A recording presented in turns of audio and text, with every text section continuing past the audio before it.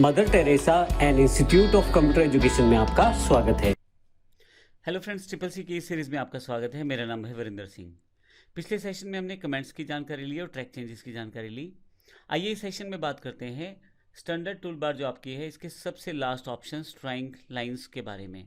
यहाँ डिफरेंट तरह की शेप्स को आप इंसर्ट कर सकते हैं अपने डॉक्यूमेंट में। सबसे पहले लाइन दिया हुआ है, आप क्लिक कर लें और सिर्फ लाइन ड्रॉ करना है। लाइन ड्रॉ करने के लिए आप लेफ़्ट क्लिक दबा के रखें और आप माउस को जिस तरफ लेके जाएंगे उस तरफ लाइन ड्रॉ हो जाएगी। मैं आपको बता दूं कि अगर आप शिफ्ट बटन को भी साथ में दबा के रखते हैं लाइन ड्रॉ करते हुए तो लाइन आपकी बिल्कुल सीधी आएगी। तो इस तरह से आप ये प्रयोग कर सकते हैं। मैं फिर से यहाँ से कोई दूसरी शेप इंसर्ट करना चाहता हूँ तो वो शेप ले सकता हूँ। मैंने शेप इंसर्ट कर लिया है। अगर मुझे कोई ड्राइंग ऑब्जेक्ट नहीं चाहिए तो मैं क्लिक करके उसे सिंपल डिलीट भी कर सकता हूँ।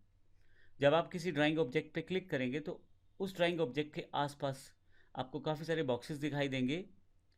कुछ इस तरह के पॉइंट्स दिखाई देंगे, हैंडल्स, जो कि यहाँ रेक्टेंगुलर फॉर्मेट में है। इससे आप साइज बड़ा छोटा कर सकते हैं किसी भी ऑब्जेक्ट का।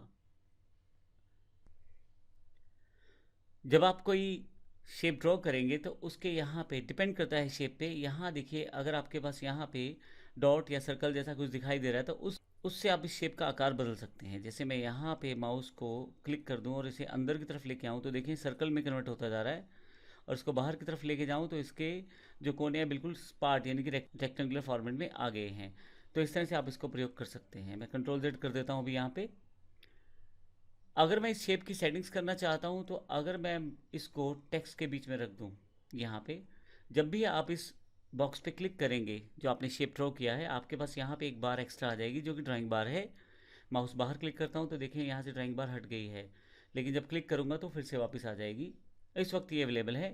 तो यहाँ से मैं ये टेक्स्ट के ऊपर मैंने रखा है इसे, तो मैं टेक्स्ट के बेस पे इसे सेटअप कर सकता हूँ। देखें, ये रैप ऑफ है, ये पेज रैप है जिसमें मेरे पास टेक्स्ट जो है चारों तरफ है इमेज के या पिक्चर के या शेप के।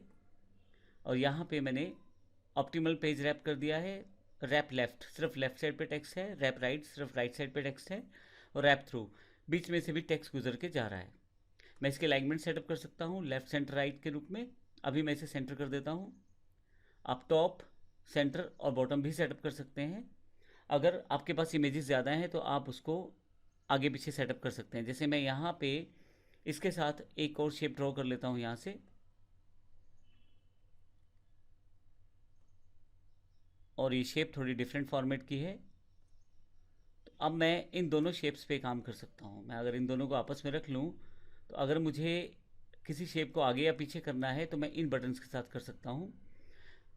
ब्रिंग टू फ्रंट का मतलब है आगे लेके आना। तो अगर मुझे पिछले वाला शेप को आगे लेके आना है तो उसके लिए मैं पीछे वाले शेप पे क्लिक करूँगा और ब्रिंग टू फ्रंट कर दूंगा। तो देखिए मेरे पास शेप जो ये आगे आ गई है। लेकिन आइए मैं इसके पहले कलर चेंज करने सिखा देता हूँ ताकि आपके लिए आसान हो जाए समझना। यहाँ आपके पास कलर सेटअप दिया गया है। सबसे पहले आप लाइन स्टाइल सेट कर सकते हैं, उसके बाद उसका साइज सेट कर सकते हैं बॉर्डर का, फिर आप बॉर्डर का कलर सेट कर सकते हैं। इसके साथ आपके पास यहाँ पे ग्रेडियंट, हैचिंग और भी बहुत सारे ऑप्शन हैं, आप उनको भी सेटअप कर सकते हैं। इसके साथ आप यहाँ पे मान लीजिए मैं यहाँ कलर सेलेक्ट कर लेता हूँ तो यहाँ राइट साइड पे दिए गए ऑप्शन से फिल कलर सेट कर सकता हूँ जैसा कलर मैं यहाँ पे भरना चाहता हूँ इसमें। अब दोनों शेप्स में कलर डिफरेंट है। अगर मैं इस आगे वाली शेप को क्लिक कर दूं और यहाँ पे मैं देखूं मेरे पास काफ़ी सारे ऑप्शन हैं। ब्रिंग टू फ्रंट पहले से फ्रंट में है, मैं पीछे वाली इमेज को या पीछे वाली शेप को क्लिक करके ब्रिंग टू फ्रंट कर देता हूँ तो वो आगे आ जाएगी। फॉरवर्ड वन का मतलब होता है कि काफ़ी सारी इमेजेस में सबसे पहले वाला इमेज, तो ये क्लिक करके आप जितनी इमेजेस जितनी शेप्स लगाएंगे उन शेप्स में सबसे पहले फॉरवर्ड वन वाली आएगी। बैक वन, अब देखिए मेरी ये शेप सेलेक्टेड है, अगर मैं इसे क्लिक कर दूं बैक वन पे तो ये वापस पीछे की तरफ चली जाएगी। सेंड टू बैक में भी यही है कि आप किसी इमेज को अगर पीछे भेजना चाहते हैं तो सेंड टू बैक कर सकते हैं।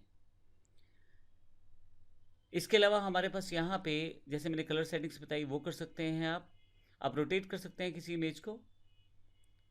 अब यहाँ से रोटेशन के जब आप क्लिक करेंगे तो आपके पास यहाँ सर्कुलर पॉइंट आ जाएंगे, आप उसको घुमा सकते हैं आराम से। आपको रोटेशन हटाने के लिए फिर से इस पर क्लिक करना है ताकि आपके पास रेक्टेंगुलर पॉइंट आए, ताकि आप आसानी से साइज़ को बड़ा छोटा कर सको। अगर आप क्लिक करेंगे यहाँ रोटेट पे तो आपके पास सर्कुलर पॉइंट्स आएंगे जिनसे आप रोटेशन कर सकते हैं, और रोटेशन हटाने के लिए फिर से आपको रोटेट पे क्लिक करना पड़ेगा ताकि सिंपल रेक्टेंगुलर पॉइंट आ जाए, ताकि आप फिर से साइज़ को बड़ा छोटा कर पाएँ। इसके अलावा आपके पास पॉइंट्स का ऑप्शन है, पॉइंट्स सेटअप किए जा सकते हैं, और फाइनली आप कैप्शन इंसर्ट कर सकते हैं इसमें। मैं इसका एक कैप्शन इंसर्ट कर देता हूँ, माय फर्स्ट शेप के रूप में, और ओके कर देता हूँ, तो वो आपके पास यहाँ पे कैप्शन अवेलेबल हो गया है। तो इस तरह से आप शेप्स के साथ काम कर सकते हैं। आप चाहें तो डिफरेंट तरह की शेप्स को आप सेटअप यहाँ से कर सकते हैं, लेकिन लास्ट में आपके पास शो ड्रॉ फंक्शंस है। आप क्लिक कर दें तो नीचे की तरफ आपके पास एक बार अवेलेबल हो जाएगी जो कि ड्राइंग बार के रूप में है। अब यहाँ पे आपके पास सिलेक्शन ऑप्शन है, आप सेलेक्ट कर सकते हैं किसी भी शेप को, लाइन ड्रॉ कर सकते हैं, लाइन एरोज को सेटअप कर सकते हैं। मान लीजिए मैं एक लाइन ड्रॉ कर लेता हूँ यहाँ पे, तो इसका एरो स्टाइल आप सेटअप कर सकते हैं। यहाँ से किस तरह का एरो स्टाइल आपको चाहिए वो सेटअप कर सकते हैं। इसके अलावा आप कर्व सेटअप कर सकते हैं किसी पर्टिकुलर पार्ट को, और आप डिफरेंट तरह की शेप्स डिफाइन कर सकते हैं। यहाँ से जिस भी तरह की शेप मैं चाहूँ यहाँ से डिफाइन कर सकता हूँ। अलग अलग तरह की शेप्स और सिंबल्स यहाँ अवेलेबल हैं। मैं सिर्फ आपको एग्जांपल करके दिखा रहा हूँ यहाँ पे, और इसके अलावा भी आपके पास यहाँ नीचे की तरफ काफ़ी सारी चीज़ें अवेलेबल हैं। यहाँ पे आपके पास कॉल आउट्स भी अवेलेबल हैं, यानी कि डिफरेंट तरह के कॉल आउट्स को आप यूज़ कर सकते हैं कुछ इस तरह से। फ्लो चार्ट्स का प्रयोग आप कर सकते हैं। फ्लो चार्ट जिस जिस टूल से बनाए जाते हैं वो सभी शेप्स आपके पास यहाँ अवेलेबल हैं। आप चाहें तो टेक्स्ट बॉक्स सेलेक्ट कर सकते हैं। फ़ॉन्ट वर्क भी आप यहाँ से सेटअप कर सकते हैं। डिफरेंट तरह के फ़ॉन्ट स्टाइल्स यहाँ पे अवेलेबल हैं। अभी मैं एस्केप करके पहले इस कमांड से बाहर आता हूँ। मैं इस फ़ॉन्ट को इस टेक्स्ट पे अप्लाई करना चाहता हूँ, तो मैं सेलेक्ट कर लेता हूँ पहले टेक्स्ट को, फिर मेरे पास फ़ॉन्ट वर्क है। फ़ॉन्ट वर्क में डिफरेंट तरह के फ़ॉन्ट स्टाइल हैं। फ़ॉन्ट वर्क पे किस तरह से काम किया जाता है इसकी जानकारी मैं आपको देता हूँ। अगर आप फ़ॉन्ट वर्क पे क्लिक करें तो आप सबसे पहले उस तरह का स्टाइल ले लें जिस तरह का फ़ॉन्ट आप चाहते हैं। एग्जाम्पल मैं ये फ़ॉन्ट वर्क चाहता हूँ तो मैं ओके कर देता हूँ। एक प्रीव्यू यहाँ पे अवेलेबल हो जाएगा उसके स्टाइल का, और ये उसी फ़ॉन्ट के साथ इंसर्ट हो गया है आपके डॉक्यूमेंट में। मैं थोड़ा सा इसे ऊपर की तरफ ले जाता हूँ और थोड़ा सा जूम साइज़ में छोटा कर देता हूँ ताकि आपको क्लियरली नज़र आ जाए कि क्या आपके पास दिखाया जा रहा है। तो एक स्टाइलिश फ़ॉन्ट मेरे पास अवेलेबल है। मैं अगर इस पर डबल क्लिक कर दूँ तो मेरे पास देखिए यहाँ टेक्स्ट लिखा आ जाएगा। इस टेक्स्ट को मुझे चेंज करना है उस टेक्स्ट में जो मैं यहाँ पे लाना चाहता हूँ। मैं यहाँ CCC टाइप कर देता हूँ और बाहर कहीं भी क्लिक करने पे ये फाइनलाइज हो जाएगा। तो इस तरह से आप फ़ॉन्ट वर्क का प्रयोग कर सकते हैं। तो इस तरह से हमने बेसिक कमांड्स देखी हैं सारी स्टैंडर्ड टूल बार के साथ। अगले सेशन से हम बात करेंगे इम्पोर्टेंट मेन्यू कमांड्स की जो हमारे नॉर्मल रूटीन वर्क में बहुत इंपॉर्टेंट रहती हैं। धन्यवाद।